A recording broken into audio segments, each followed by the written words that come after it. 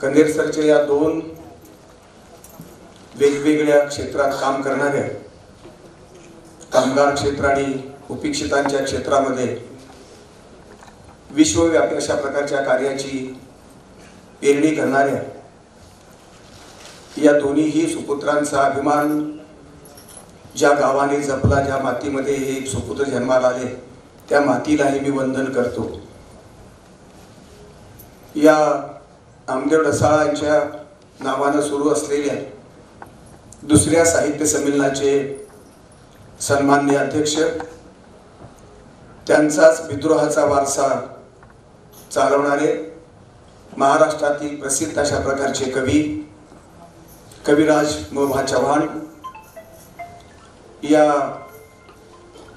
संमेलनामध्ये उपस्थित असलेले, ज्यांचं संयोजन अत्यंत देखणं सुंदर आटोपशीर, त्याच्यापेक्षा ज्यांच्या निष्ठा अत्यंत महत्त्वाच्या आहेत, गावची माती आणि गावच्या सुपुत्राचा सार्थ अभिमान ज्यांनी आपल्या नियोजनामध्ये, कार्यामध्ये, उद्देशामध्ये बाळगला, ते या संमेलनाचे संयोजक सन्माननीय अशोक टावरे, त्याचबरोबर या संमेलनामध्ये उपस्थित असलेले सन्माननीय संयोजक राजू खंडीजोड, लोखंडे यांचे वारस, कंदेरसरच्या सरपंच, या कार्यक्रमाला उपस्थित सन्माननीय शितोळे, सन्माननीय लोखंडे, त्याचबरोबर एक साहित्यिक आणि नामदेव ढसाळांच्या सहवासात राहिलेले सन्माननीय कांतारामजी सोनवणे,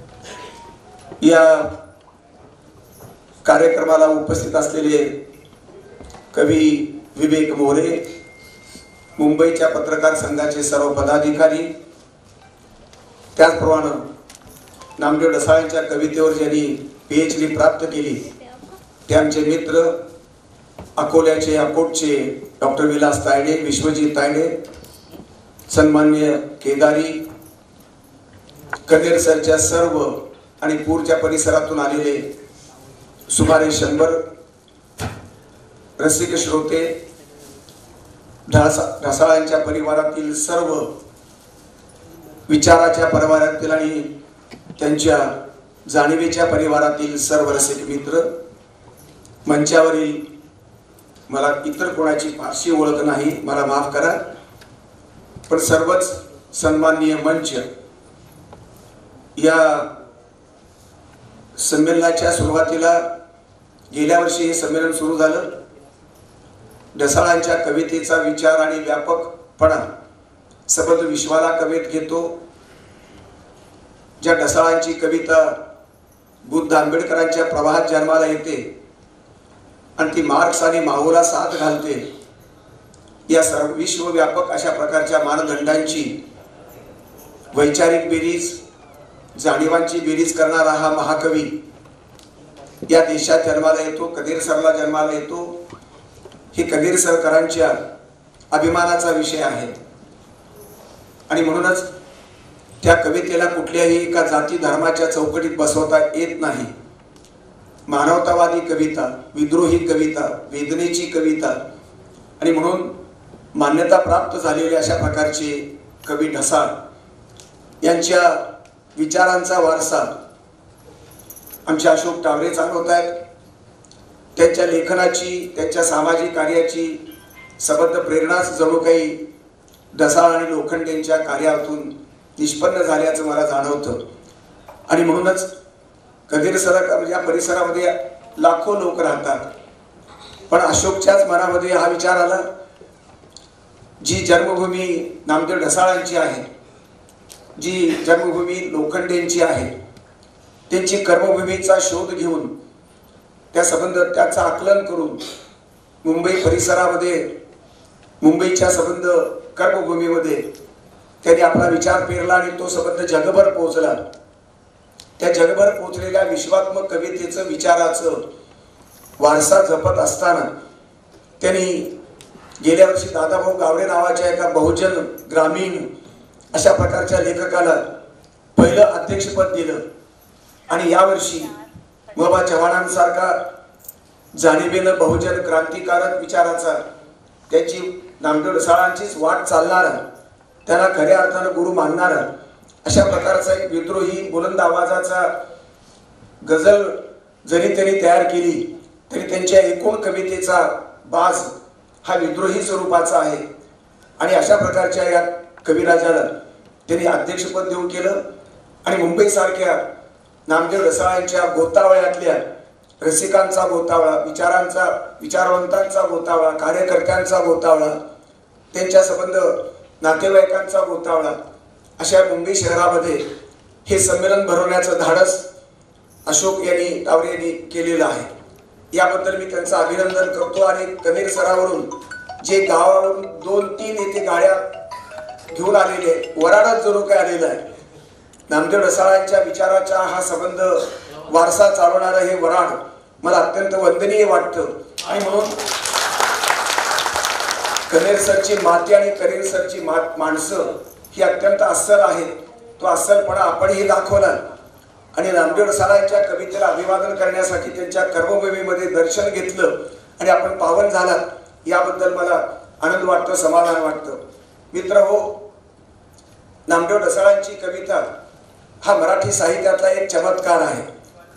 बहुजन समाजातला तो अभंगाच्या संदर्भातला पौराणिक काळातला संदर्भातला भक्तीमधला नामदेव एक त्यांनी क्रांती केली, कीर्तनाची परंपरा निर्माण केली आणि आधुनिक कवितेमध्ये नारायण सुर्व्यानंतर नामदेव ढसाळांची ही कवितेचं युग त्यांनी निर्माण केलं. स्वतंत्र भाषा, स्वतंत्र भूमिका, स्वतंत्र जाणीव, अभिव्यक्तीची नवीन पद्धत अशा प्रकारची ही प्रस्थापिताला चॅलेंज देणारी मराठी संबंध संकेतांचा, मराठी परंपरांचा, साहित्यातल्या परंपरांचा चौकटीचा चोळामोळा करून चौकटी मोडून काढणारी अशा प्रकारची विद्रोही कविता, ही बेबंद अशा प्रकारच्या वर्तुळाला छेदणारी, भेदणारी अशा प्रकारची कविता लिहून कवितेत तर क्रांती केलीच पण एकूण मराठी साहित्याचं हा नामदेव ढसाळांनी क्रांती केलेली आहे. आणि मला क्रांतिकारक कवी एका अर्थानं संघर्षवादी आहे, दुसऱ्या पातळीवर तो संवादी सुद्धा आहे. विजय तेंडुलकर आणि पु ल देशपांड्यांसारख्या ब्राह्मण समाजातल्या, आपण बंद करा फोन,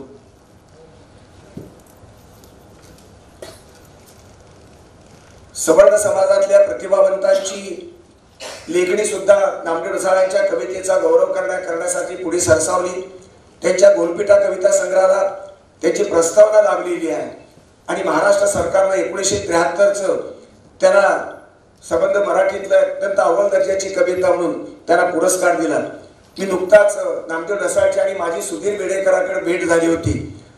सिगारेट फुंकणारा, बेमुरवत अशा प्रकारच्या वागणारा आणि बेधडक अशा प्रकारच्या वागणुकीतला विचारांचा वारसा चालवणारा नामदेव ढसाळ, त्यानंतरच्या संबंध जन्मामध्येच त्यांचं एक योगदान ऐतिहासिक ठरलं.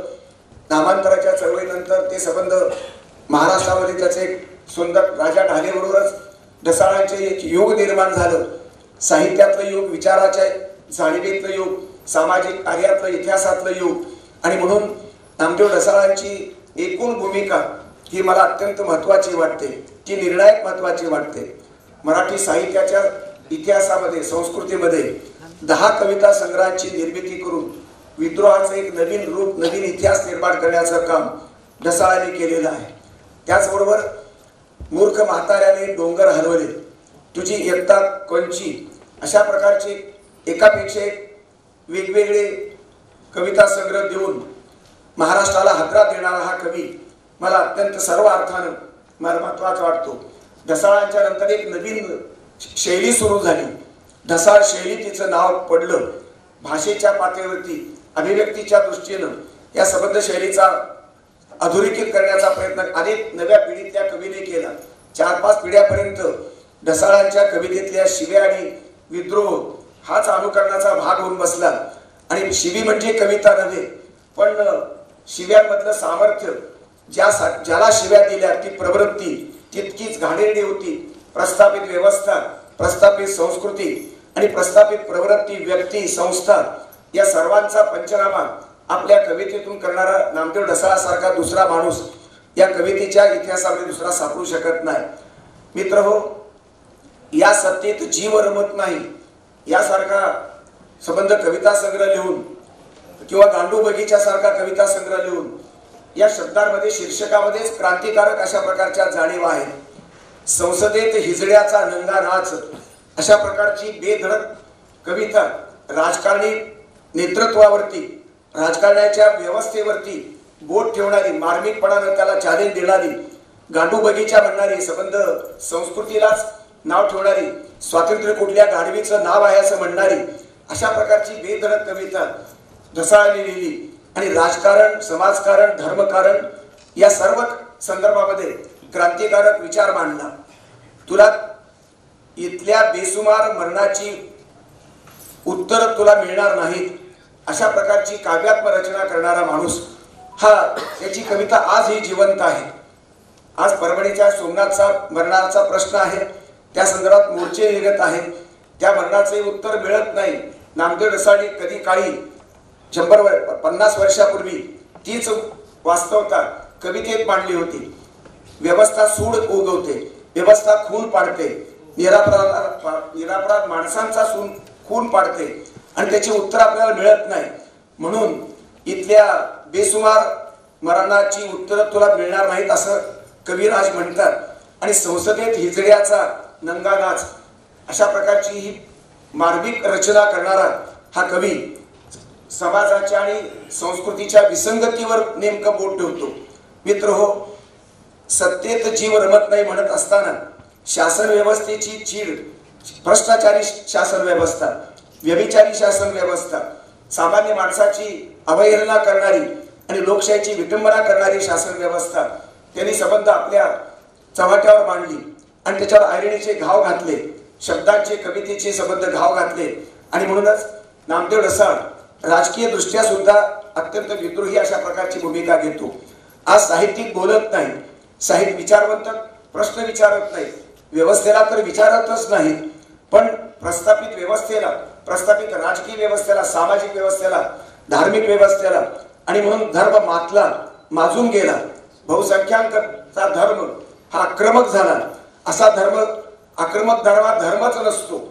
खरा धर्म हा माणसाला माणूस जोडण्यामध्ये असतो, माणुसकीचे गीत गाण्यामध्ये असतो आणि ह्या संबंध अधर्माची संबंध आज चलती असताना आणि संबंध सत्तेचा नंगानाच चालू असलेल्या काळामध्ये शेतकरी मरत असताना, स्त्रियावरचे बलात्कार चालू असताना आणि निरपराध माणसाचे खून बसावाच्या कुठला सरपंच होतो देशमुख, त्या देशमुखाचा खून असो किंवा परभणीच्या आमच्या मित्राचा खून असो, अशा प्रकारचे निरपराधांचे बळी जात आहेत आणि मंत्री मात्र खुशाल त्याच्यात मजा मारतायत, भ्रष्टाचार करतायत, शेतकऱ्यांना लुटतायत। त्या लुटीची संबंध जाहीरपणानं पंचनामा झाला असताना टीव्हीच्या पडद्यावरती 2-2 बायकाचा दाद लावून एखादा मंत्री बदनाम झाला असताना अशा प्रकारच्या बदनाम मंत्र्याचे पाठाकड करण्याचं कारण काय? मुख्यमंत्री एकीकडून करतो, उपमुख्यमंत्री एकीकडून करतो। संस्कृतीला, शिवरायांच्या स्वराज्यामधल्या या महाराष्ट्राला हा 2 बायकांचा दादला हाच आदर्श ठरावा का? अशा प्रकारची अत्यंत दयनीय अवस्था, संस्कृतीला लाज वाटावी, समाजाला लाज वाटावी अशा प्रकारचं राजकारण, अशा प्रकारचं भ्रष्ट आणि सत्तेचं नंगानाचाच राजकारण या ठिकाणी चालू आहे। आणि म्हणूनच सूर्यानंतरचा दुसरा सूर्य आंबेडकर अशा प्रकारची भूमिका नामदेव ढसाळाने आपल्या कवितेत मांडलेली आहे। जगणे मरणे हे तुझेच आहे, सगळं काही तुझं आहे, माझं जगणे तुझं आहे, माझं मरणे तुझं आहे, ही त्यांची अर्पण पत्रिका एका कविता संग्रहाची अत्यंत बोलकी आहे। मित्रहो, हे सुख हे तुझं आणि दुःख हे तुझंच, ही पुण्याई सुद्धा तुझीच आहे असे बाबासाहेब आंबेडकरांवरती समर्पित भावनेनं ही अर्पण पत्रिका निर्माण करत असताना नामदेव ढसाळच्या एकूण कवितेमध्ये संबंध समाजकारणाचा, राजकारणाचा संबंध चेहरा आलेला आहे। आजचं राजकारण बेसूर झालेलं आहे, क्रूर झालेला आहे आणि मग कधी नव्हे तेवढा धर्म क्रूर बनलेला आहे। धर्म ही क्रूर, राजकीय सत्ता ही क्रूर, अशा अवस्थेत सामान्य माणसाचं जायचं कुठे? स्त्रियांवरती अत्याचाराची संबंध मालिकाच चालू आहे। 2 वर्षाच्या मुलीवरही बलात्कार होतो आणि 92 वर्षाच्या बाईवरती बलात्कार होतो। हे महाराष्ट्राला, देशाला शोभण्यासारखं आहे का, असा तो प्रश्न आहे। आणि आमचे पंतप्रधान या देशातली संबंध महागुरु म्हणून विश्वात नंगारा आपल्या मिरवत आहे। संबंध देशाच्या पातळीवरती धर्माचं आक्रमण चालू आहे। अल्पसंख्याक धर्म आपला जीव मुठीत घेऊन जगताय आणि सर्व दहशतवादाची धार्मिक भूमिका आज पुढे आलेली आहे। आणि म्हणूनच धर्मात प्रेम राहिलेलं नाही आणि म्हणूनच धर्म हा माणूस जोडणारा असतो। माणसाला एकतरी कापून तरी जगता येतं, माणसाला मारून तरी जगावं लागेल किंवा गळ्यात गळा घालून जगावं लागेल, हे दोनच मार्ग विश्वामध्ये शिल्लक आहेत। अशा परिस्थितीमध्ये बहुधार्मिक जगामध्ये, बहुदेशाच्या जगामध्ये आता शांततेनं जगायचं असेल, विश्वशांतीचा विचार करायचा असेल, बुद्धाचा विचार पेरायचा असेल आणि एकूण सगळ्या विश्वाच्या शांततेच्या वातावरणामध्ये विकास करून सर्व मानवता सुखी करायचा विचार युनोचा जाहीरनामा सांगतो। आणि प्रत्येक देश मात्र आपल्या स्वार्थाला बळी पडून आर्थिक लूट करतो आहे। प्रत्येक देश आपल्या संबंध दुसऱ्या देशाचा लूट करण्याचा प्रयत्न आहे। महासत्तांचा खेळ चालू आहे। चीन आणि रशिया आणि अमेरिका या तीन महासत्तांच्या खेळामध्ये संबंध मानवता भयभीत झालेल्या कालखंडामध्ये आपण जगत आहोत। आणि आपल्या देशामध्ये सुद्धा इथला माणूस सुखी नाही, इथला गरीब सुखी नाही, आपला इथला दलित सुखी नाही। आणि म्हणूनच धर्माच्या नावावरती गळे कापण्याची संबंध परंपरा सुरू झालेल्या कालखंडामध्ये नामदेव ढसाळची कविता मला दिलासा देते, मला विसावा देते, मला आशा स्थान वाटते। आता माणूस जोडण्याची कल्पना नामदेव ढसाळ एका बाजूने विद्रोही जरूर आहे, अत्यंत टोकाचा पण विवेकी विद्रोह त्यांनी मांडला, पण त्याच विद्रोहाच्या कल्पनेमध्ये त्यांनी अत्यंत सुसंगत अशा प्रकारचं मानवतेचं गीत गाणारं, मानवतेचं बीज पेरणारी अशा प्रकारची कविता सुद्धा त्यांनी निर्माण केली। मित्रहो, त्याची कविता अशी आहे, माणसाने प्रथम पूर्ण अंशाने उद्ध्वस्त करून घ्यावे, उरल्या सुरल्याने कुणालाही गुलाम करू नये। स्वतःला उद्ध्वस्त करून घेऊन उरलेल्या लोकांनी कुणालाही गुलाम करण्याचं कारण नाही। आभाळाला आजोबा आणि जमिनीला आजी मानून त्याच्या कुशीत आनंदाने सर्वांनी राहावं। जे उरले ते आभाळाला आजोबा आणि जमिनीला आजी याला म्हणून त्या आजी आणि आजोबाच्या कुशीमध्ये सर्वांनी गुढ्या गोविंदानं राहावं। चंद्र सूर्य जितके पडतील अशा प्रकारचं सचेत कार्य करावं। आणि एक तीळ सर्वांनी कांडून खावा। आता एक तीळ सर्व कांडायचा म्हणलं तर कसा काढता येईल आणि सर्वांनी खायचा कसा? पण हे समतेचं तत्वज्ञान, बुद्धाच्या समतेचं तत्वज्ञान, मार्क्सच्या समतेचं तत्वज्ञान, बाबासाहेबांच्या समतेचं तत्वज्ञान नामदेव ढसाळच्या अंगात रोमारोमात भिनलेलं आहे।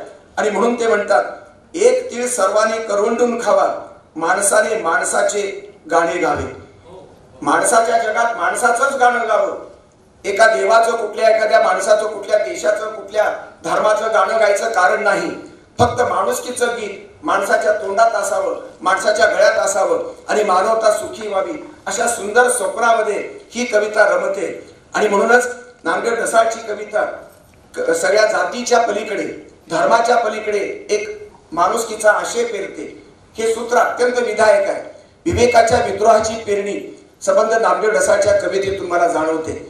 या कवितेच्या संदर्भातलं मी जवळजवळ 20 पानाचा निबंध 74 साली लिहिला आमच्या विद्यावर्धी कॉलेजच्या 22 ब्राह्मणांनी मला विरोध केला होता त्यावेळेस या निबंधाबद्दल। पण नामदेव ढसाळचा संबंध तो गौरव मी त्यावेळेस करू शकलो। ढसाळ माझा मित्र होता याचा मला अभिमान आहे। आणि त्या मित्रत्वाच्या संदर्भामध्ये आमच्या अशोक टावरे यांनी अत्यंत मेहनतीनं, अत्यंत नियोजन पद्धतीनं अनेक कवी या ठिकाणी जवळजवळ 20-25 कवी तर झालेलेच आहेत। त्यामध्ये आमच्या मोरे नावाच्या कवीची